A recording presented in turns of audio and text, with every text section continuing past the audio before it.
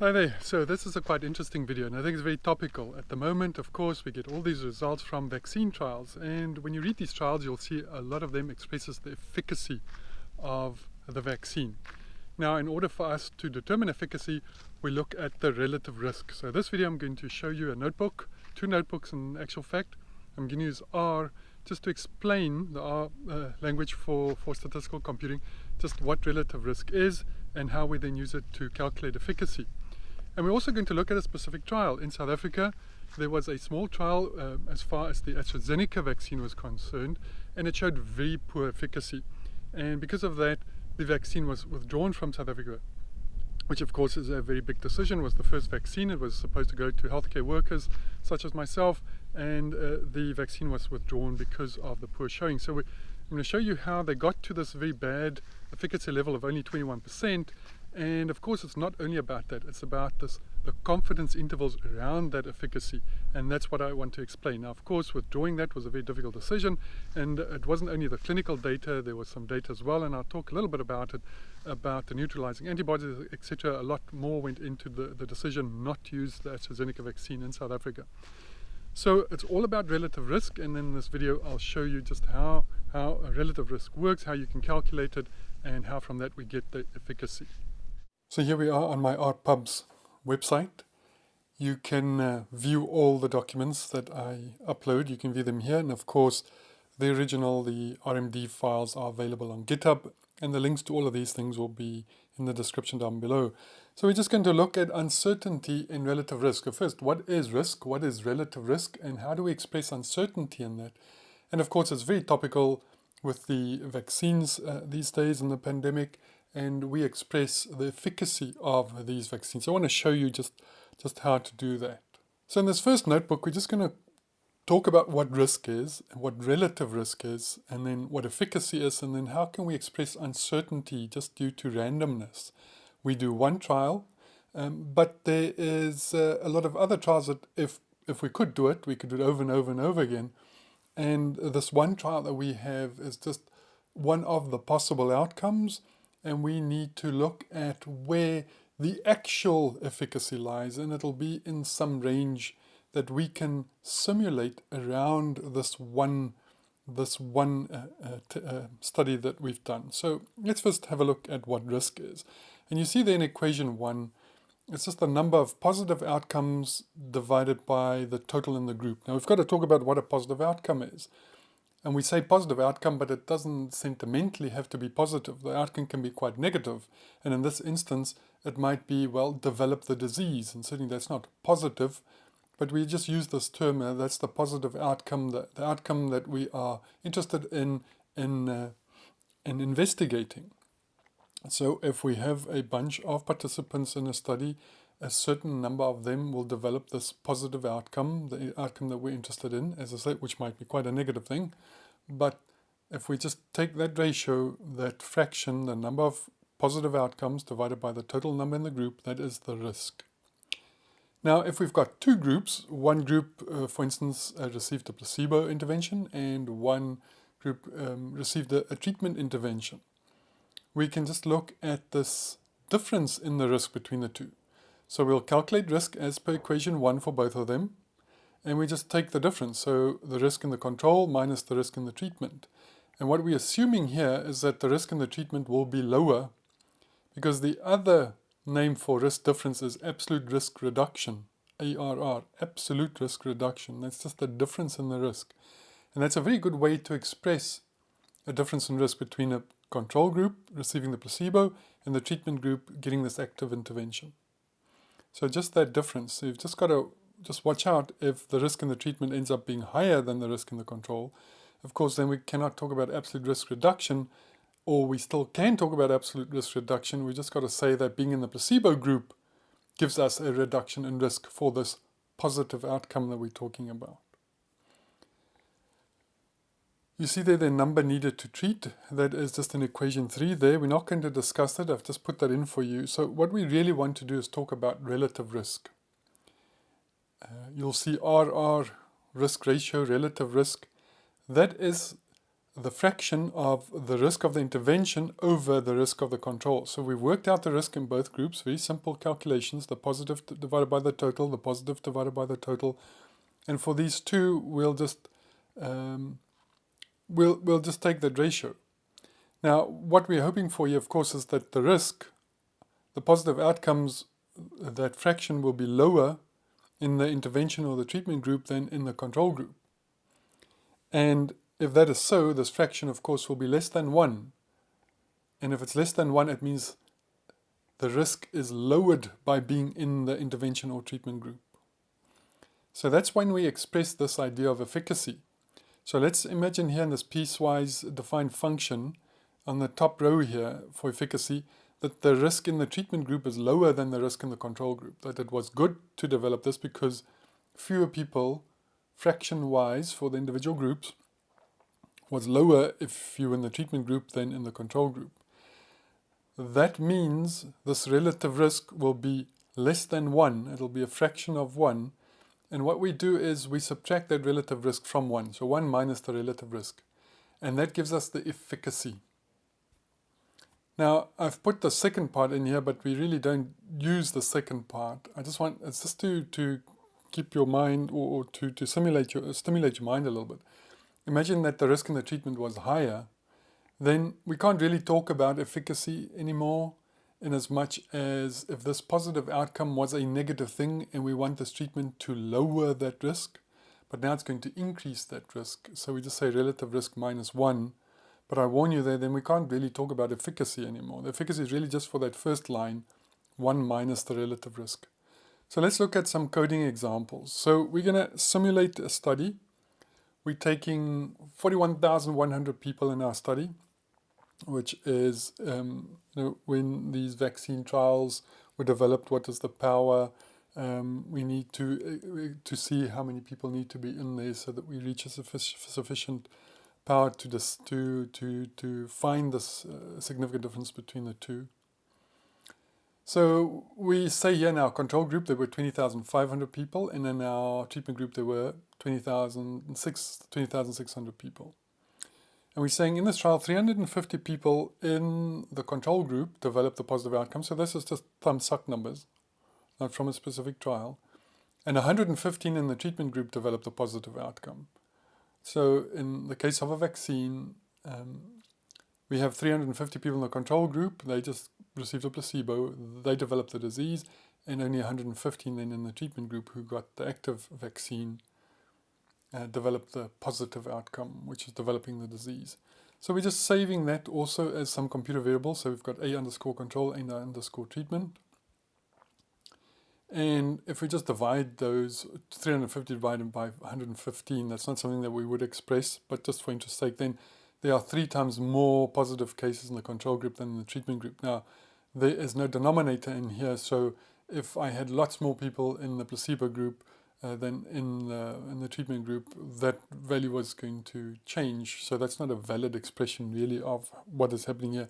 It's just expressing in this nearly equal groups that we had, there were three times more positive cases in the control group. What we're interested though is the risk. So let's see what the risk in the control group is, which I'm going to call risk_control here. So that's the control, how many got the disease, divided by how many was in the control group. So that's going to be the 350 divided by 20,500, and we see a value of 0.017. Now what you would commonly see is this multiplied by 1,000. So you can say that the risk of developing the disease would be, if we multiply that by 1,000, 1, 2, 3, that'll be 17 people per 1,000 people. So you'll always see that per 1,000, per 10,000, per 100,000, depending on what makes sense. Now let's do the same for the treatment group. So that's the A_treatment, that's how many got the disease in the treatment group, and divided by how many there were, that's just the risk. And we see a much lower risk here of 0.005, so there'll be 5.5 people per 1,000 people developed the disease, was at risk then of developing the disease. And now we're just going to do the relative risk. So it's the risk of the treatment over the risk of the control. And now we see it's 0.32. Multiplied by 100, that's 32.7%.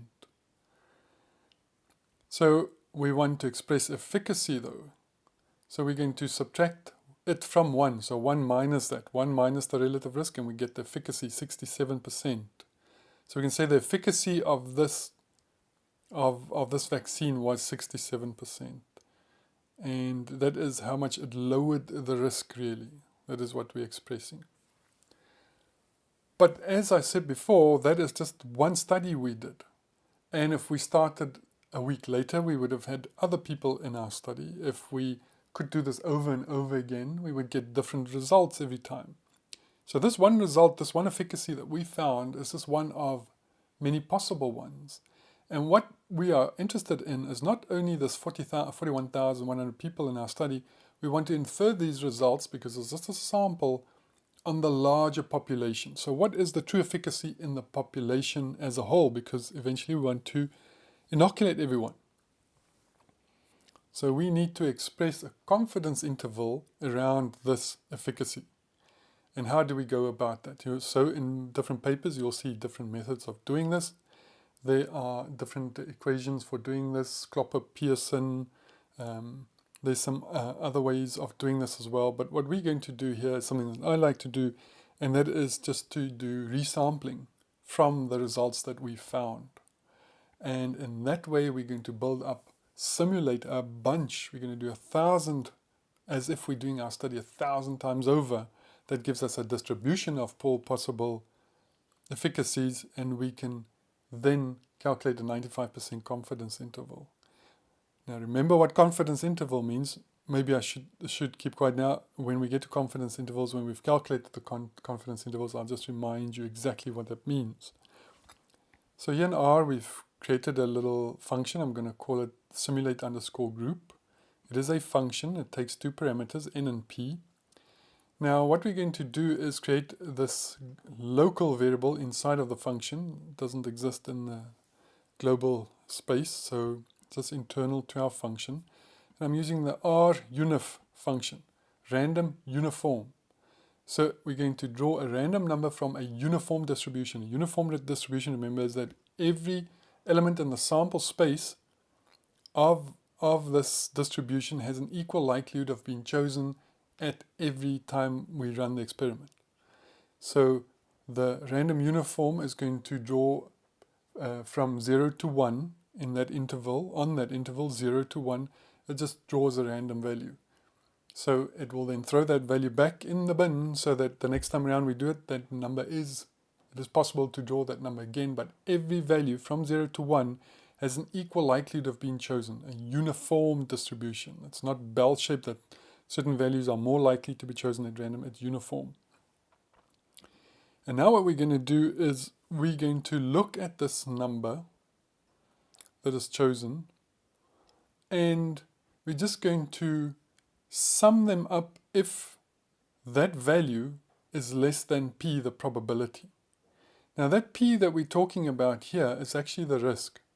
Remember, there were a certain number of people who got the disease inside of that sample of people.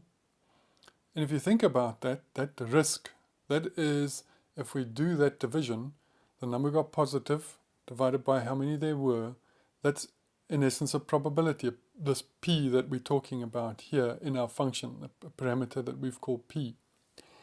So we're saying we're going to simulate this, and we're going to say that a random person, we're just simulating this random person, they get this random value, and if that value is less than this p value, now I'm not talking about a statistical p value, not the famous p value, I'm just saying this risk, if that was smaller than that, then we're going to start summing them up. And that's a simulation because anyone can get from 0 to 1, and this value that was chosen there. And we only sum them up, we only sum it up when it is less than the numbers that come out less than this p value, the risk in actual fact. And what we're going to return is this k divided by n, the n that we supplied to the function, the sample size.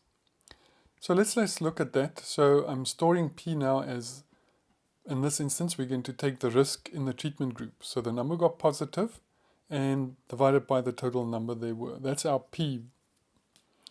And now we're going to run a single simulation. So we're just going to say in treatment, P, and we just run that. And now we have not seeded the pseudo-random number generator here, so every time you run this code, you're going to get a different value. But in this instance, I got 0.0055. Now we're going to use list comprehension, and you'll see earlier in this notebook, I just loaded this comprehend R package because it contains this function toVec, and it's going to allow us to do list comprehension, or in this instance, vector comprehension. So I'm just going to simulate this 1,000 values all in one go, so that I just have this vector of 1,000 possible instances. I'm going to store that as T. So we're just going to simulate this risk, in actual fact, over and over and over and over again. So sometimes the value is going to be more than P and it won't be summed, and sometimes it's less than P and it will be summed from what we've done way up there. So if we do that, we get these 1,000 values, and we can draw this kernel density estimate plot, and it shows us this distribution of risks, simulated risks, there we go, for these 1,000 times, as if we could do the study 1,000 times over. And there you see the distribution of risk. A lot of them here by 0.05, just over that, 0.053, thereabouts, 4. And that was just simulating that over and over again. Now, one way that we can express this sort of range of values, the measures of dispersion, would be standard error. And what we've done here is just to take the standard error, that's the standard deviation of T in this instance, and we can see it there. And because we've got this distribution now, we can calculate the from all these values, these T values, we can calculate these cutoff values. So for that, I'm going to use the quantile function, and I'm just passing that 1,000 values to it. And I'm saying calculate for us these intervals that'll be 5% cutoff at the bottom, 95% cutoff at the top. So if you look at this, basically it's going to cut off the bottom 5% and cut off the top 5%, and that gives us a 90% confidence interval then. And the values within this 1,000 values of ours that gave us that was 0.00475 to 0.0064. So then we're saying a 90% confidence interval around this risk of ours, the mean risk, was going to be these values. So we're not necessarily interested in this single one. We want the relative risk. So we're going to create another little equation here, another function, I should say, and it's just going to do what we've done before twice, for the control group and for the treatment group this time, so that we can have this efficacy as 1 minus the relative risk. Risk 2, that's going to be the treatment, divided by risk 1, which is going to be the control. So we've got to pass 4 parameters there. So the p-value that we are going to ask for it to count below is the p1 will be the control's risk, and the p2 will be the treatment arm's risk. And then we just simulate that once, and it'll give us back one possible efficacy, 65.9%. Now again, using this toVec function, I'm going to create this vector of 1,000 efficacies, all in one go, calling this function of our simulate trial. And the simulate trial, remember, it calls the simulate underscore group function twice, one for each of these two groups of ours. And if we plot the kernel density estimate there, we see that we have this range of values, possible values. We just simulated, so we've resampled based on this finding that we had for this specific study. And then we see the mean efficacy of the 1,000 simulated trials was 0.67. Our actual one was also 0.67. That's where it's going to work out. So if we want a 90% confidence interval for that, we just pass those 1,000 values to the quantile function, and we set a probability, cut off the bottom 5%, the top 5%, what were the values within T2, which is where we saved the 1,000 values, would be 60.8 to 72.7. So we can say the efficacy of this study for this drug or this vaccine was 67%, 90% confidence intervals, 60 to 72, or about 61% to about 73%. So that's 90% confidence intervals. And now let me just remind you what confidence intervals is. We're not saying that we are 90% confident that in the globe as a whole, if we gave it to everyone, that we are 90, it's not to say that we're 90% sure that the true efficacy in the world population as a whole will be this. No, that's not what it means. It means if we ran the study 100 times over, just imagine what that would cost and how long that would take. But if we ran it 100 times over, every time we're going to get slightly different confidence intervals. In 90% of those, the true population will be, true population efficacy will be within the confidence intervals that we set. So we're not saying that's true for this specific one. Is if we could do it 100 times over, in 90 of them will capture within its bounds the true population efficacy. Now that we've done that, let's go and see this trial that was done in South Africa with the AstraZeneca trial. And now this trial, I'm going to warn you, I mean, from the time of this recording, it's just available as a preprint. It was not accepted by a journal yet, not peer-reviewed yet. And on this, based on the evidence of this very small study, the vaccine was withdrawn from South Africa. So there was about 1 million doses available. Was the first doses of any vaccine to land in South Africa. It was ready to be distributed amongst healthcare workers, and it got pulled on the strength of the study. Now, the study has more than one component, so what we're going to look at is just the clinical side of it, looking at the relative risk and the efficacy. But it was also about more than that. There was part of the analysis was also on the neutralizing antibodies and whether they were effective against the variant that's prevalent within South Africa. So it's not just based on this. But I want to show you what relative risk does in efficacy, what it would look like, at least the uncertainty in the value when we're dealing with a small trial, and how difficult it becomes in a small trial where the risk is relatively low. So let's look at that. So you can click on the link there to find the preprint of this article. And there were some pertinent points.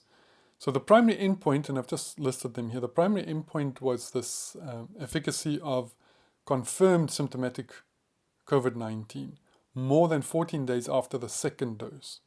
So waited 14 days after the second dose, then start looking at whether people develop confirmed symptomatic COVID. So for the primary efficacy analysis, only per protocol seronegative participants were included. And the vaccine efficacy, VE, was calculated as 1 minus the relative risk, and 95% confidence intervals were calculated using the Klopper-Pearson exact method as reported. So that's not what we're doing. We are using resampling, which is what I like to do. There's a bunch of these tests, and they have their strengths and weaknesses and debate about, whether they work or not, and when they should be used and when not. My feeling on the matter, use resampling. So with 1,010 participants received vaccine and 1,011 received placebo. And in the end, there was a lot of exclusions. And you can read the paper as to why. In the end, though, remember our simulated study before had over 40,000 people in them, more than 20,000 each arm. Yeah, there was only 715 in the vaccine group that was analyzed, and 750 in vaccine and 717 in the placebo group, so very small. Now, other problems with the trial, and I don't say that's problems, the trial was correctly done, is that we want to infer that to a larger population, the population out there, and of course the participants in the study were not representative of the population as a whole. It was only representative of certain people in the population, because the median age was very young, it was only 31 years. 56.5% were male, and then there was a racial distribution as well. All 42 endpoint cases were graded as either mild or moderate, so there were no severe cases following this trial. So even in the placebo group, there was no severe cases. And we can see in the vaccine group, 15 mild and 4 moderate, and then 17 mild and 6 moderate. So there are no cases of severe disease or hospitalization in either arm. So that makes it very difficult, because half of these people receive placebo, to infer the results to the larger population. So let's just see how they, if we do the relative risk and we look specifically at the uncertainty around the relative risk. That's what this is all about. So there were 717 in the control group, 750 in the treatment group. 17 plus 6, that's the mild plus moderate, got the disease in the control group, and 15 plus 4, that's in the treatment group. So we're going to work out the risk in the control group, which is just that very simple ratio, and the risk in the treatment group, so that we can express the relative risk. And the relative risk, as you can see there, that was lower than 1, so we subtract it from 1 and we get the efficacy. And that was the headline. It was only 21% effective. Only 21% effective. And of course, mostly you'll see that we're looking for at least 50% efficacy in these. But here comes the problem. We need to express our uncertainty in this 21% efficacy. And so again, we're going to create our two functions. The one that just simulates, again from a random uniform distribution, just as we did before, only counting those that was lower than this risk value. And then we're going to simulate it, the two risks, and we express the efficacy again as 1 minus the risk 2 over risk 1, so risk of the treatment divided by risk of the control group. And our p-values here again, remember, they're just taken from the outcome of this actual study, the two risks. And then we're going to simulate it, and I've run a simulation just this once, and we get a negative value. We get a negative value. And now this becomes very difficult to interpret. And let me show you why. Because now we're going to simulate it 1,000 times using this 2vec function, so we can do list or vector comprehension. So in one go we get our 1,000 values. And here I've used Plotly, not the inbuilt R plotting. So we can see here this distribution around the efficacy. And you can see how it tails off below 0. Now how do we interpret that? So I'll leave that for you in the comments to interpret that, because if you think about it, we're actually back in the realm of the vaccine actually increasing the risk.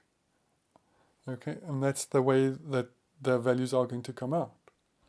And you can see this bump here right at the top. It is at about 21, 22, 23%, the efficacy.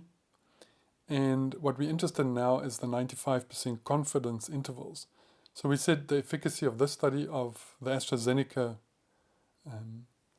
vaccine was only 21%, and now you see the 95% confidence intervals around that, from negative 50% to about 59%. So it's quite possible that the efficacy of this, the efficacy out in the population, just based on the study, that the efficacy of AstraZeneca vaccine out in the population is somewhere between there. So this is bizarre on this side, of course, and as I say, leave your thoughts in the comment what this negative values would really be. But this was still within the 95% confidence intervals, almost 60% efficacy of the AstraZeneca. So very difficult to make decisions based on a small study like this, where our risk is very low. The risk was very low for someone to develop the disease, both in the placebo arm and in the treatment arm. And the efficacy, the two risks were very close to each other, meaning the efficacy was only 21%. But because these values are so small, and we simulate 1,000 of these, when we express our uncertainty in this 21%, you see that this uncertainty is quite big. And as I say, the idea behind the study was not only looking at this to make the decision to withdraw the use of the vaccine, the AstraZeneca vaccine in South Africa, because a part of the study was also about neutralizing antibodies, etc. There's a whole other parts to that. but see how difficult it is, or how difficult it can be if you've got relatively small sample sizes and the risk is also small. Then you are going to struggle to just make a decision because your uncertainty in your efficacy is not going to be very good. There's going to be a wide confidence interval in the efficacy. So I hope this was interesting for you. Leave some comments down below. Remember to like the video. You can read these notebooks here on our pubs, or follow the link down below to download the RMD files, the R Markdown files. If you've got RStudio, you can just import that and you can play around with these values, maybe simulate some more, draw some prettier graphs, etc. And I hope this really helped you to understand the idea, a very relevant example of understanding relative risk and efficacy.